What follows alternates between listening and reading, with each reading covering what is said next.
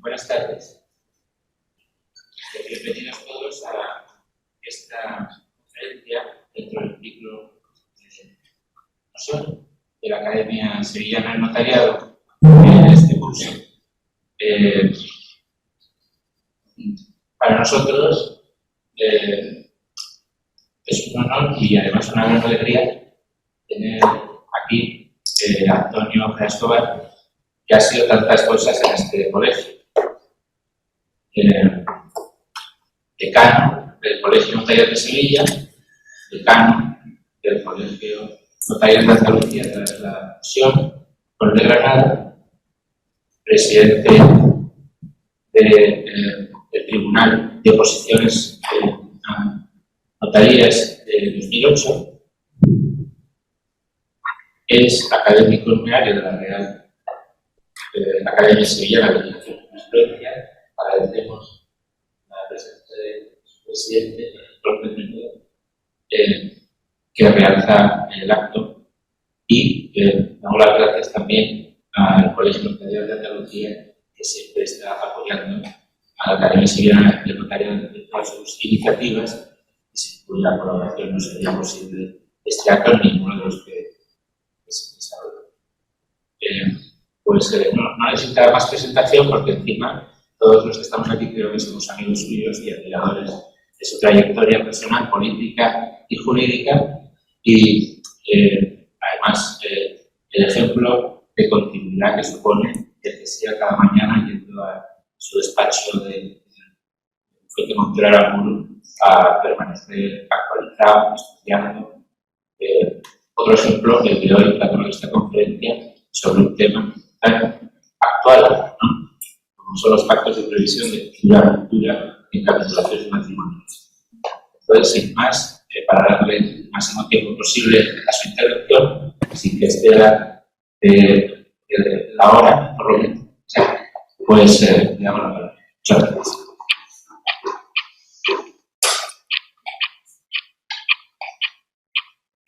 Excelentísimo señor presidente de la Academia del Notariado, excelentísimo señor presidente de la Academia Sevillana de Legislación y Jurisprudencia, ilustrísimo señor vicedecano del Colegio Notarial de Andalucía, compañeros y compañeras de academia, señoras, señores, notarios, registradores, profesores de universidad.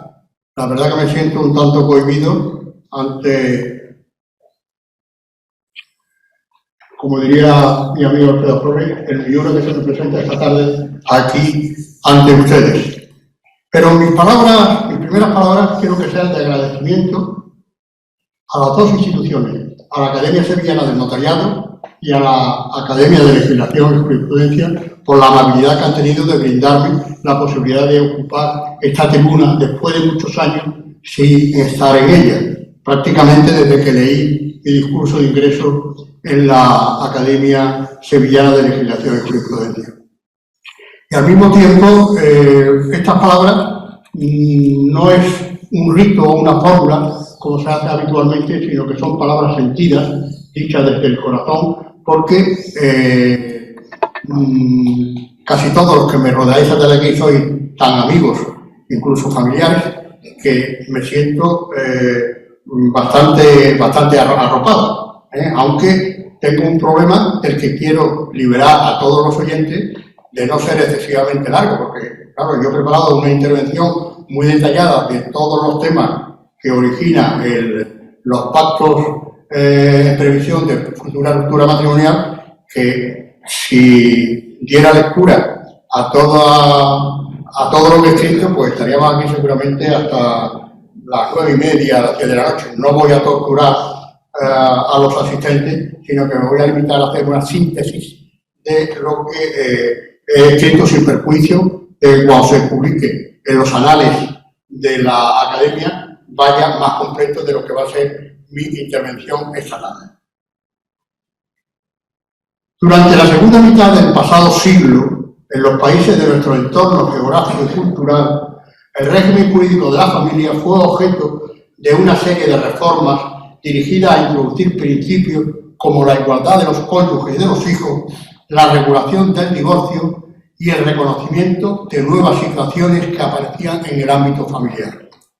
Como dijo en su día, con acierto, el conocido decano de la Facultad de Derecho de la Sorbona, Jean Carbonnier, casi todas las propuestas que la Revolución Francesa hizo en su día en materia de familia fueron olvidadas o modificadas por el Código de Napoleón de 1804, para renacer casi 200 años después en las reformas posteriores a 1964. Nuestro derecho de familia no pudo sustraerse a estas corrientes innovadoras que los cambios sociales exigían. No obstante, las sucesivas reformas realizadas en los últimos años del franquismo tuvieron un carácter limitado, dadas las circunstancias políticas de aquel momento. Solo puedo citar dos leyes importantes, de importancia relativa, pero que dieron bastante que hacer a los opositores en aquella época, y me refiero a la ley de 24 de abril de 1958 y sobre todo a la ley de 2 de mayo de 1975, que tuvo la trascendencia de desterrar de nuestro derecho una medida que me parecía en aquella época, me sigue pareciendo deprimente y ofensiva para la mujer. Me refiero a la necesidad de la licencia marital para que la mujer casada pudiera enajenar o disponer de un bien privativo. Estas leyes, las dos leyes franquistas, no establecieron la reforma que la sociedad española demandaba. Es una sociedad moderna, con la modernización producida por la liberalización económica, el desarrollismo, el turismo, la incorporación incipiente todavía al mercado laboral de la mujer y la inmigración. Por ello, Díez Picasso calificó aquella reforma con acierto como una reforma menor y de clara parcialidad, como anticipo de otra reforma, una reforma más profunda que demandaba el derecho de familia y que tenía que ser hecha en un momento posterior. Se hizo precisamente a raíz de la Constitución de 1978. Esta Constitución hace referencia al matrimonio en su artículo 32 y a la familia en el 39. La aplicación inmediata de los principios constitucionales de libertad e igualdad impuso la necesidad de reformar el Código Civil. Y así hicieron las Cortes, que salieron elegidas el 1 de marzo de 1979, aprobando dos leyes muy importantes. La Ley 11 de 1981, de 13 de mayo, que modifica el Código Civil en materia de filiación, patria potestad y régimen económico matrimonial, y la Ley 30 del mismo año, del 7 de julio, por la que se modifica la regulación del matrimonio y se determina el procedimiento a seguir en las causas de nulidad, separación y divorcio. Después hubo una serie de leyes a las que me refiero, que inciden más o menos en lo que es la familia, tal como yo expondré a lo largo de mi intervención, y por su trascendencia me voy a referir a dos leyes muy importantes, las dos del mismo año y de fecha muy aproximada. La Ley 13/2005 de 1 de julio, que en materia de derecho a contraer matrimonio reconoció el matrimonio entre personas del mismo sexo, y la Ley 15/2005 de 8 de julio, que reconoce a los cónyuges la facultad de disolver su matrimonio sin más limitación que el transcurso de 3 meses desde su celebración y de convenir y determinar los efectos personales y patrimoniales de esa ruptura. Como decía la exposición de motivos de la ley, se perseguía ampliar el ámbito de libertad de los cónyuges en lo relativo al ejercicio de la facultad de solicitar la disolución de la relación matrimonial. De esta sintética evolución legislativa que acabo de hacer, quiero destacar, primero, que la Constitución, desde la Constitución, en el derecho de familia rigen los principios de libertad, igualdad y justicia, artículo primero, frente al modelo de familia autoritaria y jerarquizada propia del régimen franquista. A partir de aquí, la introducción de un sistema jurídico basado en el reconocimiento de los derechos fundamentales de los ciudadanos representó un cambio radical. Y en segundo lugar, el protagonismo y el desarrollo que adquirió desde entonces el principio de autonomía de la voluntad en el derecho de familia. Las profundas transformaciones de las relaciones familiares, especialmente conyugales, exigían una revisión del modelo establecido por la propia legislación de 1981. Esta nueva situación ha llevado a un amplio sector de la doctrina a hablar de privatización o desregulación de los modelos familiares. Ya en su libro póstumo, porque salió de prensa después de haber muerto Rosario Valpuesta, que le rindo homenaje por los años que trabajé con ella como presidente del Consejo Social en la Universidad Pablo de Olavide, sostuvo: la libertad como vivificadora de la relación matrimonial que surge del acuerdo de los cónyuges se está expresando en los últimos tiempos a través de los pactos que los futuros esposos celebran con el fin de regular su situación conyugal y las consecuencias de una eventual ruptura. No hablamos de capitulaciones matrimoniales, de claro contenido patrimonial y de larga raigambre histórica, sino de otras modalidades que otra civilista, García Rubio, llamó acuerdos preventivos de la crisis patrimonial. Y en esta misma línea, la profesora y hoy magistrada de la Sala Primera del Tribunal Supremo, María Ángeles Parra Lucán, dijo: el derecho de familia debería limitarse a establecer cauces que permitieran a las personas desarrollar libremente su modelo de familia, sus relaciones familiares y organizar su convivencia. Y añade que las relaciones entre los integrantes de una familia, en la realidad y en el ámbito jurídico, ya no se basan en un principio de jerarquía, sino en un principio de igualdad entre sus distintos miembros. El acceso al matrimonio es libre, la salida del matrimonio también lo es. El artículo 39 de 1 de la Constitución establece que los poderes públicos aseguran la protección social, económica y jurídica de la familia. Y si vemos junto a las leyes propiamente dichas que regulan la familia en su sentido más estricto, en los últimos años los poderes públicos han promocionado una serie de leyes que guardan relación con la familia desde un punto de vista formal, pero no desde un punto de vista sustantivo. Me refiero desde la antigua ley orgánica de protección de la intimidad familiar hasta otras leyes como la ley reguladora de la técnica de reproducción asistida, la ley de cooperación familiar, incluso un proyecto de ley que está en trámite en el Congreso de los Diputados que se llama Proyecto de Ley de la Familia, que los aspectos que regulan se refieren más bien a parcelas del derecho fiscal, del derecho laboral, incluso del derecho informático, de la cultura y de otros aspectos que poco o nada tienen que ver con la familia en su sentido nuclear, en su sentido auténtico. Por eso yo digo que estas normas que tienen relación con la familia no son derechos de familia, sino que son derechos de la familia o para la familia. Ya he dicho anteriormente que el valor o el principio fundamental de la nueva regulación es la autonomía de la voluntad. Autonomía de la voluntad que tiene sus limitaciones no solamente en el derecho contractual, donde tenía su sede primitiva, sino también, y lógicamente, en el derecho de familia. En primer lugar, tiene limitaciones derivadas de la propia Constitución. Así, por ejemplo, el artículo 14, que prohíbe todo tipo de discriminación, lógicamente, y con más sentido, entre los cónyuges o entre los hijos. El artículo 32.1, que reconoce el derecho a contraer matrimonio en plena igualdad. El artículo 1, que propugna como valores superiores del ordenamiento jurídico la libertad, la igualdad y la justicia. Y el artículo 39, que asegura la protección de los hijos iguales estos ante la ley con independencia de su filiación. En segundo lugar, este principio de autonomía de la voluntad tiene también límites derivados del Código Civil, como son la ley, moral y orden público, recogido en el artículo 1255 del Código Civil, y habrá que tener en cuenta también los límites especificados en los artículos 1315 a 1324 del mismo cuerpo legal.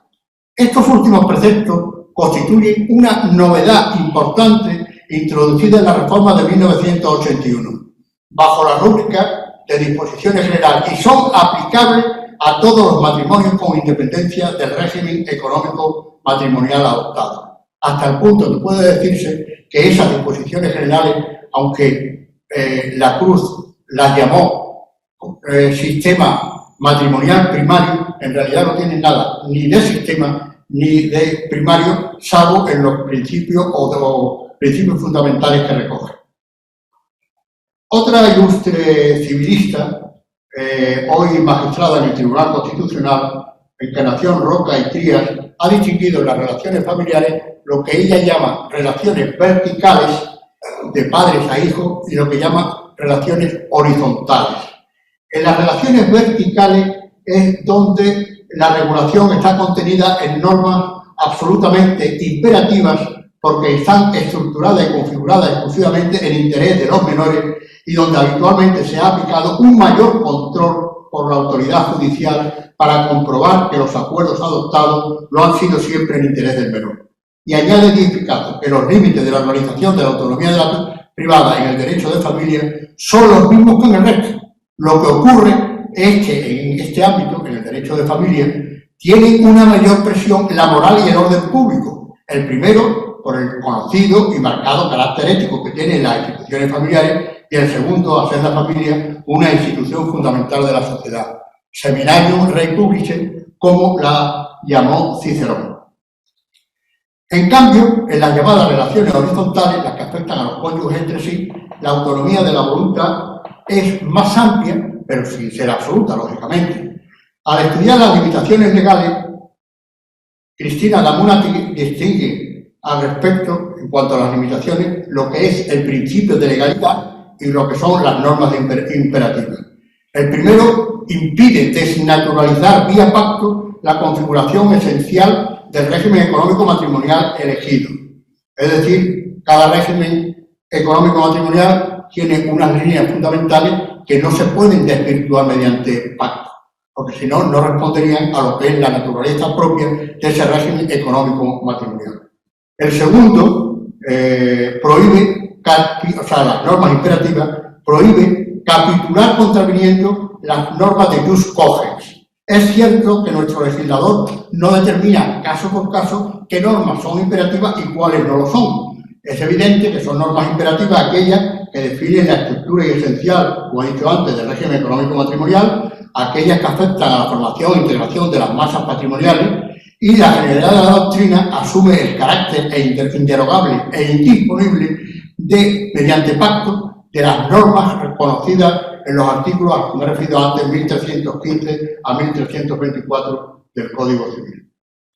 Por ello, se afirma también que en estas disposiciones generales se contiene la plasmación de los principios más importantes de la Constitución española, que obligaron a modificar nuestro Código Civil. La igualdad de los cónyuges, su libertad, su independencia e interdependencia y la autonomía e interés de la familia, en definitiva, la integración del consorcio conyugal. Por eso hay quien mantiene que estas normas no deberían estar en los artículos 1315 y siguientes, sino que deberían formar parte del del título cuarto relativo a los derechos y deberes de los cónyuges.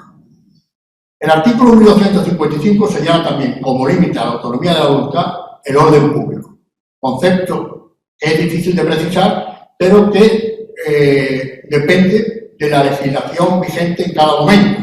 Por ejemplo, en la época de la legislación franquista, el orden público impedía el divorcio vincular. Hoy, el divorcio vincular de nuestros derechos viene reconocido por la Constitución y viene también reconocido por la legislación especial. Es decir, que el orden público hay que interpretarlo según las circunstancias y hoy hay que interpretarlo en el sentido de que encarna el orden público los principios y valores constitucionales y los derechos fundamentales de la persona, como son su dignidad, sus libertades básicas, la igualdad y la prohibición general de toda discriminación. Y lo mismo hizo la Dirección General de los Registros de Notariado, hoy Dirección General de Seguridad Jurídica y Fe Pública, cuando publicó en su día, el 31 de enero de 2006, una instrucción especial sobre los matrimonios de complacencia, diciendo que cuando se demostrara que faltaba lo que es esencial en un matrimonio, la voluntad concorde de los cónyuges para contraerlo, el orden público español impedía el reconocimiento de ese tipo de matrimonio. Y por último, para cerrar los límites a la libertad de pactar, el artículo 1328 declara la nulidad de cualquier estipulación limitativa de la igualdad de derechos que corresponde a cada cónyuge.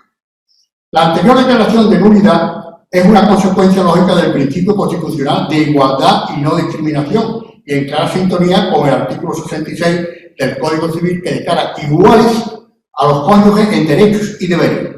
Son múltiples los pactos que se pueden dar en la práctica y que pueden significar o entrañar una infracción de la igualdad de derechos entre cónyuges. Entre estos pactos puedo señalar, por ejemplo, que a alguien se le ocurriera establecer en estos momentos el régimen total antiguo que los opositores hasta el año 81 tuvimos que estudiar, en el sentido de que de los bienes totales concedía la administración la administración y el usufructo al marido, aunque lógicamente era de la mujer. Atribuir a un cónyuge o a uno de los cónyuges la facultad de administrar o disponer de los bienes comunes. En este aspecto la doctrina está dividida en cuanto si es procedente y es válido ese pacto. Personalmente me inclino por su admisibilidad siempre que se articule como un poder esencialmente revocable y no como un pacto capitular, porque requeriría la intervención de los dos interesados. Administración y disposición por un cónyuge de los bienes privativos del otro. Como pacto capitular tampoco se puede admitir, sí se puede admitir con un poder esencialmente revocable. La autonomía de la voluntad tiene su más amplio campo de aplicación en los llamados genéricamente negocios jurídicos de derecho familiar. El concepto de negocio jurídico de derecho familiar es un concepto que ha sido bastante discutido en nuestro derecho. Yo recuerdo que en los años 60 la generalidad de la doctrina negaba la posibilidad de este tipo de pacto o negocio de derecho de familia. En este sentido se pronunciaron en su día Aristán, Royo Martínez, Espín Cánova, Bonet Ramón, que consideraban que no existía en nuestro derecho un pacto o un negocio de derecho de familia. Hoy se une a esta tesis que pone en cuestión el negocio jurídico de derecho de familia Carlos Lasarte, en un trabajo recientemente publicado en el homenaje a Clavería Josalve, donde dice que no se puede admitir el negocio jurídico de familia por impreciso y dudoso, pues no proporciona una mayor facilidad de explicación de las diversas instituciones familiares a las que se pretende aplicar y, desde luego, un régimen normativo de carácter general. Ya en 1962, Díez Picazo admitió y empezó a desarrollar la teoría del negocio jurídico familiar. Fue recogido después por la Cruz Verdejo y Albaladejo, y después reiteró su defensa y mantenimiento Díez Picazo en el sistema de derecho civil que publicó juntamente con Gullón Ballester. Hoy es un principio indiscutido, generalizado y aceptado casi unánimemente el del predominio e importancia de la voluntad y el derecho de familia, si bien sus límites deben basarse en contexto jurídico, dado que es un concepto bastante discutido, lo era, pero todavía sigue siendo un concepto indeterminado. Participo de la opinión de Parra Lucán de que en esta materia el punto de partida debe ser que el derecho es dispositivo, supletorio de la voluntad de las partes, y como dice la magistrada, así se declara en algunos derechos autonómicos, aunque con distintas formulaciones. Tres han sido los instrumentos fundamentales a cuyo través se ha venido aplicando en el derecho de familia este principio de autonomía de la voluntad.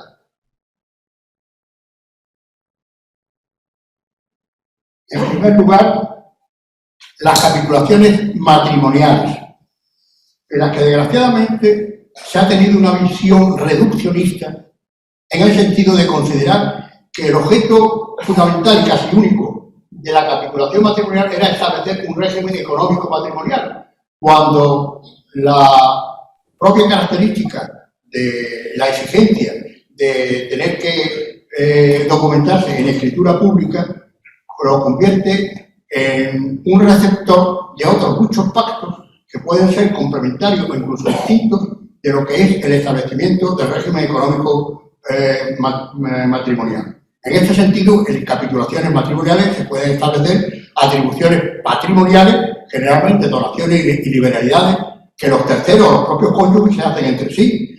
Se pueden atribuir los cónyuges poderes y consentimientos necesarios para gestionar los bienes comunes.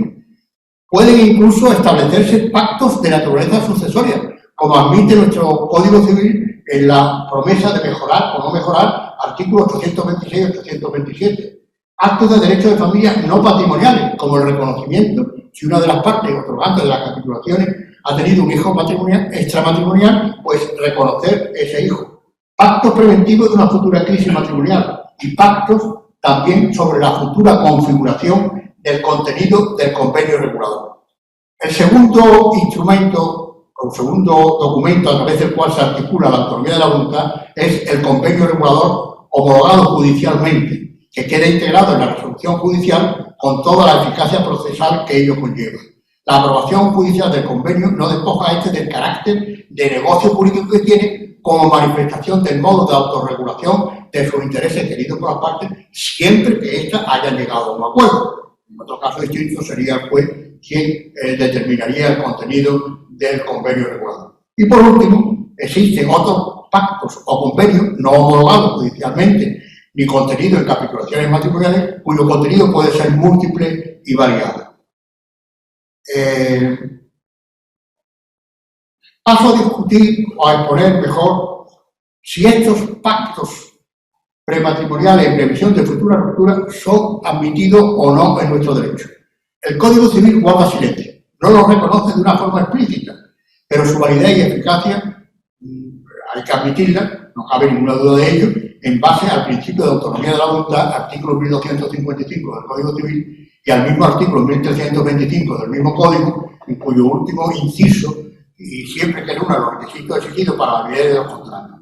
En este mismo sentido, la sentencia muy reciente, de hace un par de meses, del Tribunal Supremo, nos dice: nos encontramos, por tanto, ante unos pactos en previsión de una crisis matrimonial plenamente admisible como negocios de familia, siempre que cumplan los requisitos de los contratos, en especial el artículo 1261, y que respete los límites infranqueables que resultan de la Constitución y del resto del ordenamiento jurídico, en el entendido de que el orden público como límite a la autonomía de la voluntad para la ordenación de los efectos de la crisis matrimonial se identifica especialmente con los principios y valores constitucionales. Y como compendio de todas estas opiniones doctrinales, me van a permitir que cite una de Gaspar Lera, que dice: por cuanto se refiere al derecho común, la falta de referencia expresa en el Código a este tipo de negocios familiares no significa que no quepa en él. Antes bien, los pactos suscritos para regular los efectos de la celebración del matrimonio y su eventual y futura ruptura encuentran fundamento en el principio de autonomía de la voluntad. En cuanto a estos pactos, una mentalidad tradicional, conservadora, se puede plantear que es un tanto paradójico, incluso contradictorio, que una pareja que con toda ilusión va a proyectar un futuro común se tenga que plantear en las capitulaciones matrimoniales el prever ya las consecuencias de una posible ruptura. La verdad es que cuesta trabajo pensarlo, pero hay que, frente a esas desventajas o a ese inconveniente, las ventajas que tiene. En primer lugar, cuando las parejas van a celebrar las capitulaciones matrimoniales, están entendidas perfectamente, no ha surgido ninguna discrepancia entre ellas, no hay encono ni diferencia, que sí puede ocurrir con el transcurso del tiempo cuando llegue el momento de disolver el matrimonio, y por lo tanto va a ser difícil llegar a un acuerdo para regular las consecuencias de esa disolución. En cuanto a la forma de este tipo de acuerdos, la opinión general es que se pueden otorgar antes del matrimonio o después del matrimonio, pero claro, lógicamente siempre antes de la ruptura. Respecto de su forma, pueden revestir diferentes supuestos. Si se otorgan en capitulaciones matrimoniales, necesariamente, por imperativo del artículo 1327, deben constar en escritura pública. En otro caso, y por la aplicación del principio de libertad de forma, deben constar bien en documento público o incluso podrían recogerse en documento privado. El artículo 1278 y siguiente del Código Civil establece la libertad de forma. No obstante, yo soy partidario de la escritura pública y no lo hago por un afán corporativista, porque no es una opinión en solitario o compartida solo y exclusivamente por los notarios. Hay profesores que comparten esta opinión y voy a leer lo que dice uno de ellos por la importancia de la escritura pública. La importancia que en esta sede tiene la libre formación de la voluntad de las partes conduce precisamente a remarcar la relevancia de la forma. A este respecto, se considera que la intervención del fedatario público en la formalización de ese tipo de acuerdos los dota de una garantía en cuanto a su validez de las que carece el pacto suscrito en documento privado. Y es que la escritura pública constituye una garantía no solo de la efectiva concurrencia de los elementos estructurales del pacto, sino muy en particular, porque es misión del notario, la formación y libre emisión y conformación del consentimiento de las partes. Este último, por el deber del notario que tiene de proporcionar a las partes la información que ellas le requieran, según lo expuesto con anterioridad. Y la sentencia del Tribunal Supremo declara, una sentencia del 13 de marzo de este año, a la que ya me he referido en varias ocasiones. Partiendo del respeto a la autonomía de la voluntad de los cónyuges, la validez de sus acuerdos exige la formación del consentimiento. Por otra parte, la intervención del notario que autoriza la escritura pública de capitulaciones matrimoniales garantiza que la futura esposa pudiera ser consciente de lo que implicaba la renuncia que firmaba, porque era una renuncia que firmaba ya la esposa en las capitulaciones matrimoniales. En los pactos más habituales en previsión de la ruptura matrimonial, no es posible hacer una exposición exhaustiva de todos ellos, sería algo imposible. Pero sí me voy a limitar a dar algunas normas sin perjuicio de que después entre en el análisis pormenorizado de algunos de ellos. En primer lugar, en la redacción hay que tener un respeto escrupuloso a los principios de igualdad y reciprocidad que deben informar esos pactos. En segundo lugar, una redacción del pacto clara y precisa, evitando en todo caso fórmulas genéricas, sobre todo en materia de limitación o exclusión de derechos. Por ello no deben utilizarse fórmulas como renuncia a cuantos derechos, compensaciones, indemnizaciones puedan corresponderle, ni otras similares. Y ahora ya entro en lo que es el tema esencial de mi intervención, que son los pactos en previsión de futura ruptura matrimonial. Y para ello, siguiendo a Gaspar Lera, distingo pactos que tienen por objeto derechos y deberes conyugales. La Constitución, en su artículo 32 y los artículos del Código Civil 66, 67 y 68, establecen un estatuto del matrimonio indisponible por parte de los cónyuges a constituir el núcleo esencial de la relación matrimonial. Los derechos y deberes de los cónyuges son respetarse, ayudarse mutuamente, actuar en interés de la familia, vivir juntos, guardarse fidelidad, socorrerse mutuamente, compartir las responsabilidades domésticas y el cuidado y atención de ascendientes, descendientes y otras personas que deban estar a su cargo, son, por tanto, derechos indisponibles e independientes de los cónyuges de asumirlos o no. El régimen del matrimonio está directamente tipificado por la ley y no se admite establecer normas reguladoras por los particulares de la institución matrimonial. La voluntad de los cónyuges de eliminar algunos de aquellos derechos y deberes no es admisible, aunque después de la ley 15 de 2005, y como se ha dicho, la entrada y salida del matrimonio es libre, la mayoría de la doctrina entiende que esa eliminación o exclusión de manera radical provoca la nulidad del matrimonio por inexistencia del consentimiento. En este sentido, no son admisibles los siguientes pactos. Los pactos dirigidos a excluir el deber de convivencia, los de exclusión pura y simple de la prole, los destinados a excluir la fidelidad o a fijar el domicilio conyugal por la voluntad exclusiva de uno de los cónyuges, o aquellos pactos que excluyan o dificulten las relaciones de la prole con los progenitores u otros familiares. Los pactos que establezcan expresamente la indisolubilidad del matrimonio, estableciendo limitaciones o renuncias al derecho a obtener la separación o el divorcio, o estableciendo causas convencionales de los mismos fuera de las cuales no se podrá romper el matrimonio. Los pactos que implicaran o impusieran un control de la vida personal de un cónyuge sobre el otro, como aquellos que supusiesen cambio de residencia o libre elección de domicilio. Y por último, los pactos que impusieran un tipo de matrimonio distinto del regulado por la ley, por ejemplo, la poligamia, o impusieran obligaciones que atenten a la libertad sexual de los cónyuges. El incumplimiento de los deberes conyugales tiene consecuencias jurídicas, entre ellos puede provocar el incumplimiento grave o reiterado de los deberes conyugales puede ser causa de desheredación y puede provocar la pérdida del derecho a alimentos.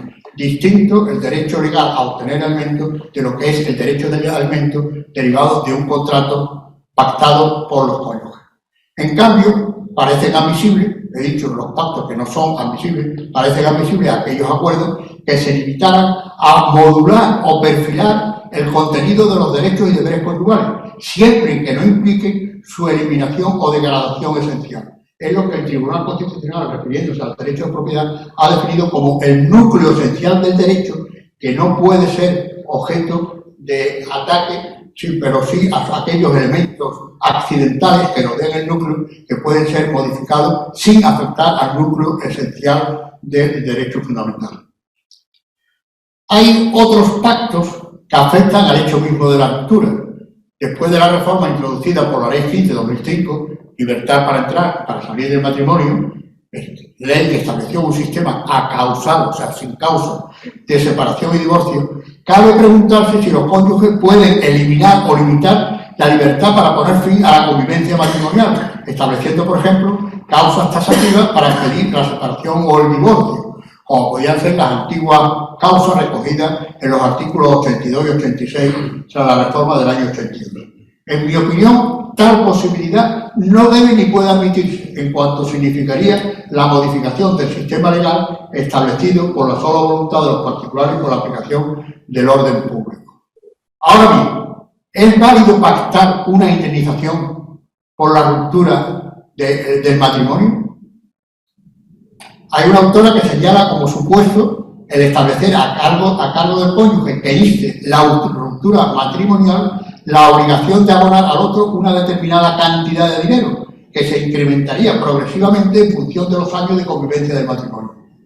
Solo he conseguido encontrar una sentencia de la Audiencia Provincial de Almería del año 2003, que en un acuerdo similar, que recogía la obligación de abonar una determinada cantidad por el cónyuge instante de la separación, admite que no, resuelve que no debe admitirse la validez de tal estipulación porque se estarían autorizando cláusulas penales que limitarían el derecho a la separación matrimonial, que después del 2005, como he dicho, es un derecho libre de acceder y salir del matrimonio.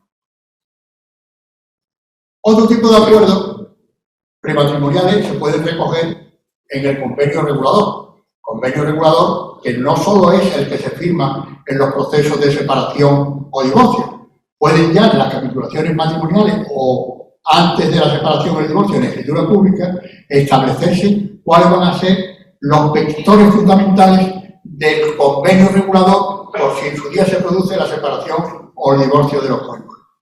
En mi entender, no existe prohibición legal ni limitación alguna que incluso en estos acuerdos prenupciales los cónyuges determinen el contenido del futuro convenio regulador, extendiéndose esa determinación no solo a los aspectos económicos, sino también a aspectos de carácter personal, como pueden ser la forma de ejercer la patria potestad sobre los hijos, su guarda o custodia, su educación futura, determinando el tipo de ella, etc.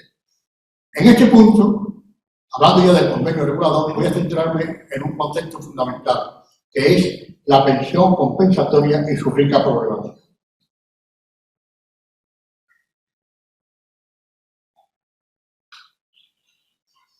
La pensión compensatoria fue una novedad introducida por la ley de 1981, aunque tenía sus antecedentes en la ley de divorcio de la República del año 32.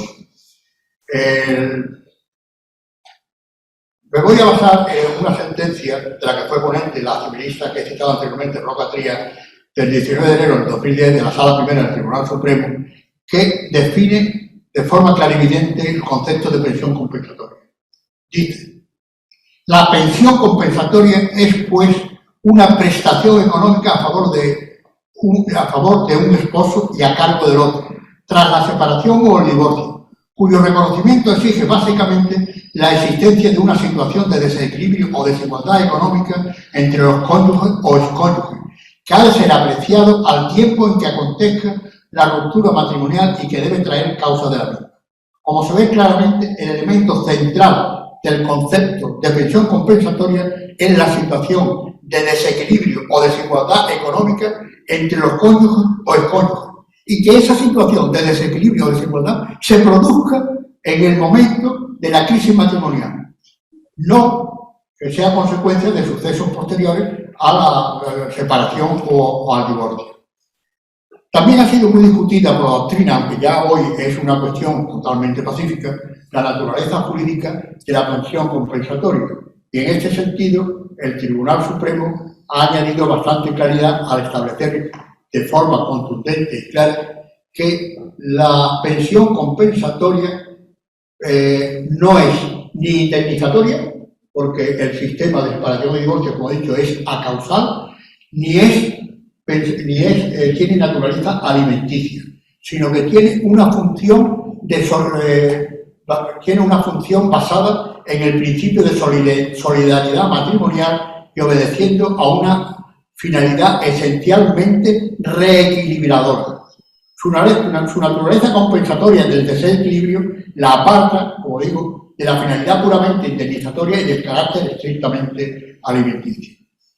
En este punto, parece oportuno examinar la posibilidad de incluir en estos acuerdos preventivos la renuncia futura a la pensión compensatoria.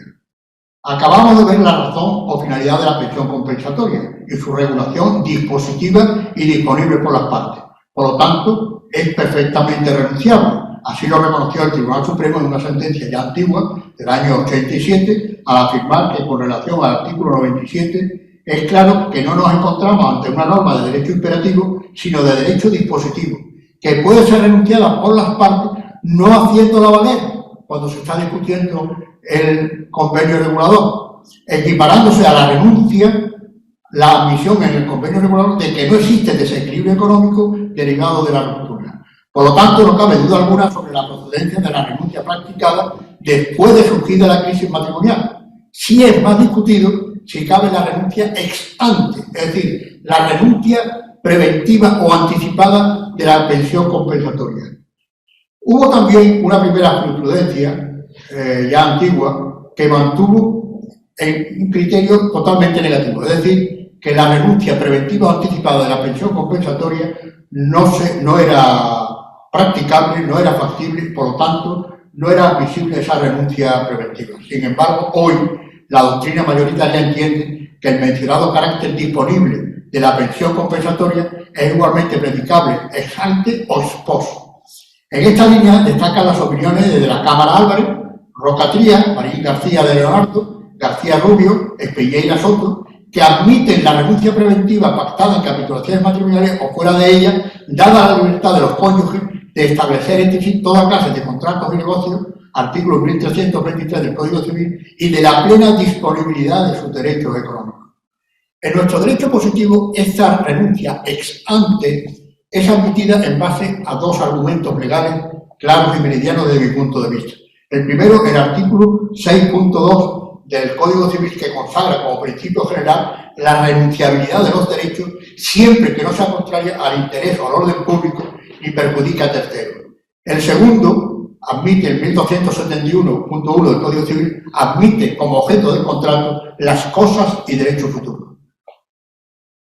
La reciente y reiterada citación de la sentencia del 13 de marzo del 2023 declara expresamente: la jurisprudencia de la Sala ha venido admitiendo con amplitud el juego de la autonomía de la voluntad en el ámbito de las relaciones económicas entre las personas casadas, a las que se reconoce el poder de autorregulación de sus propios intereses, cuando se trata de materias disponibles. Ello de conformidad con el principio de libertad contractual y la libertad de contratación entre los esposos, y en línea con los principios constitucionales de libertad, igualdad y libre desarrollo de la personalidad. Además de la renuncia, ex ante o ex post, la pensión compensatoria puede ser objeto de revisión o modificación en su cuantía, en su duración o extensión temporal y en la forma en que se paga, bien por acuerdo de los cónyuges o en su defecto por intervención judicial. A falta del acuerdo de los cónyuges, el artículo 97 proporciona todas las circunstancias que deben tener en cuenta para determinar el importe de la pensión, bien sea inicialmente, bien sea en su revisión o modificación, mediante lo que se llama el juicio prospectivo, que es el análisis comprensivo de todas las causas del artículo 97, incluso teniendo en cuenta el último inciso que dice cualquier otra circunstancia relevante tener en cuenta todas esas circunstancias para determinar la cuantía de la pensión, bien sea inicialmente, bien sea en su revisión o en su modificación. Es importante lo del juicio prospectivo porque el Tribunal Supremo, al analizar la sentencia de las audiencias provinciales, está considerando como fundamento casacional el no haber hecho de forma correcta el juicio prospectivo. Puede ocurrir, y es lo más normal, que entre la adopción del acuerdo preventivo y su aplicación transcurra un lapso de tiempo más o menos importante, produciéndose una alteración notable de las circunstancias tenidas en cuenta en aquel momento. A diferencia del Código Civil de Cataluña, que prevé la ineficacia de tales pactos, si el cónyuge afectado acredita que han sobrevenido circunstancias relevantes que no se previeron ni podían preverse en el momento en que se otorgaron, en el Código Civil no existe disposición alguna al respecto, un silencio absoluto. Sin embargo, un profesor de la Universidad de Sevilla, García Mayo, en el libro que he citado de homenaje al catedrático de la Universidad de Sevilla, considera posible la ineficacia sobrevenida recurriendo a la cláusula rebus sic stantibus. Analiza, en primer lugar, los supuestos para que se den tal cláusula en el derecho de contrato, que son alteración de las circunstancias en el momento de la perfección del contrato, desproporción exorbitante entre las prestaciones de las partes, producción de un riesgo imprevisible y subsidiariedad por no haber otro remedio. La aplicación de esta cláusula al derecho de familia exige prudencia y así debe requerirse que más bien que la alteración de las circunstancias sea sustancial, que sea permanente, así como los cambios no sean previsibles de manera inminente. Entre la jurisprudencia favorable a la aplicación de la citada cláusula, cito una sentencia de la Audiencia de Granada y otra del Tribunal Supremo del 2020. Y ya concluyo con un pacto que ha estado en casi todos los medios de comunicación en el último mes, y expongo el supuesto de hecho para el conocimiento de todos si no han podido leerlo en la prensa. Se trata de una sentencia de un juzgado de primera instancia de Vélez Blanca. Un matrimonio casado bajo el régimen de separación de bienes. La esposa se dedica al hogar, a la asistencia doméstica, a la crianza de los hijos, y el marido monta un emporio empresarial. Después de 20 o 25 años de matrimonio, se produce el divorcio y el juez, en su sentencia, acuerda. Indemnización por el trabajo prestado por la mujer en casa, 200.000 euros.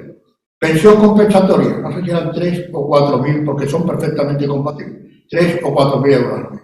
Esto me llevó a estudiar con cierto detenimiento el artículo 1438 del Código Civil, pero que voy a resumir en muy breves palabras. Este precepto del Código Civil, en sede de separación de bienes, establece en primer lugar la obligación de los cónyuges de contribuir a las cargas del matrimonio, en segundo lugar la proporcionalidad en esa contribución, y añade: el trabajo para la casa será computado como contribución a las cargas y dará derecho a obtener una compensación que el juez señalará a la extinción del régimen de separación. El citado artículo no da un concepto de que sea el trabajo para la casa, pero es evidente que no se puede identificar solo y exclusivamente con las tareas puramente domésticas, sino que tiene que tener un contenido mucho más amplio. En las capitulaciones matrimoniales o en cualquier otro documento público o privado, siempre anterior a la extinción del régimen de separación, los cónyuges pueden establecer de común acuerdo los factores a tener en cuenta para determinar su cuantía y forma de pago. Puede ser, por ejemplo, el salario mínimo interprofesional que ha regido durante todos esos años. Puede ser el salario que se ha venido pagando por la prestación de un trabajo similar. Como el Código Civil guarda silencio, los sujetos sometidos al Código Civil, lógicamente, deberá ser un pacto que deberá hacerse constar en capitulaciones, que en todo caso, antes de la disolución del régimen. En cambio, aunque me he llevado una sorpresa, el régimen económico valenciano, aprobado por ley de 10 de marzo de 2027, estableció unos criterios expresos, pero me he encontrado con sorpresa que después ese precepto concreto del artículo 3, el artículo 13.2, ha sido derogado recientemente. Como digo, el 1438 es una norma dispositiva. Los cónyuges pueden renunciar a la compensación por el trabajo doméstico. En este mismo sentido, una autora afirma que se trata de una norma dispositiva, dejándose a los cónyuges la posibilidad de que estipulen tanto la forma de la compensación del trabajo doméstico como su cuantía, pudiendo incluso renunciar a dicha compensación. Respecto a este acuerdo de renuncia, raramente podrá prosperar la doctrina de la alteración sobrevenida de la circunstancia. La compensación del trabajo para la casa es compatible con la pensión compensatoria. Y lo he expuesto al exponer la sentencia del juez de primera instancia de Vélez Málaga. Pero, al existir, es perfectamente compatible, pero existen notables diferencias. En primer lugar, por su finalidad. La pensión compensatoria, como he dicho, tiene una finalidad equilibradora, compensar un desequilibrio o desigualdad producido en el momento de la extinción de la convivencia. La compensación del trabajo para la casa tiene una base en dicho trabajo, realizado por uno de los cónyuges, abonándose de una sola vez al liquidar el régimen de separación de bienes. La pensión compensatoria tendrá lugar siempre que se haya desequilibrado o siempre que haya desequilibrio o desigualdad, cualquiera que sea el régimen económico vigente. La compensación, como he dicho, por el trabajo en casa, solo y exclusivamente cuando los cónyuges hayan pactado el régimen de separación de bienes. Y como conclusión, espero no haber abusado de su paciencia, quiero, tanto a los letrados como a los notarios que me oyen, me permito darles un consejo. Que de las capitulaciones matrimoniales no se tenga una visión reduccionista limitada al pacto de un régimen económico matrimonial, sea el que sea, de comunidad universal, de separación de bienes, de participación, de ganancias, no, porque lo impone la ley a los que están sometidos al Código Civil.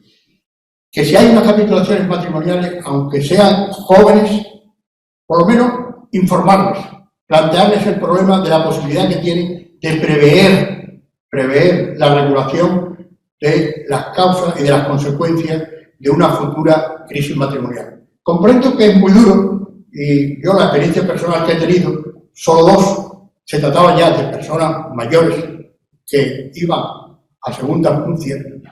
Siempre los futuros maridos tenían un patrimonio económico muy importante y se establecía una regulación muy detallada de todas las consecuencias que podían devenir o que podían traer como consecuencia la futura ruptura matrimonial.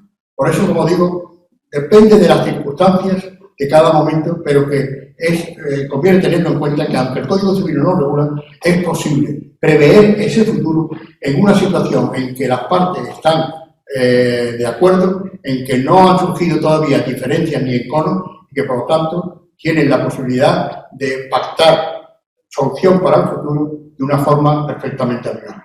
Por mi parte, nada más. Muchas gracias.